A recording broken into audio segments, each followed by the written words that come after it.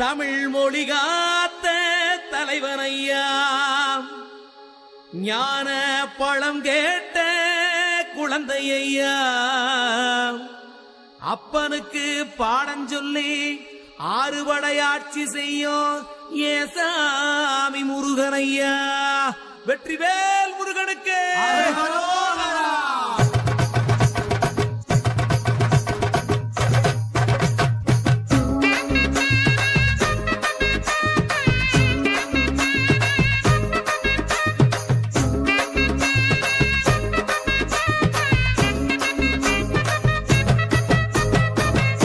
சின்ன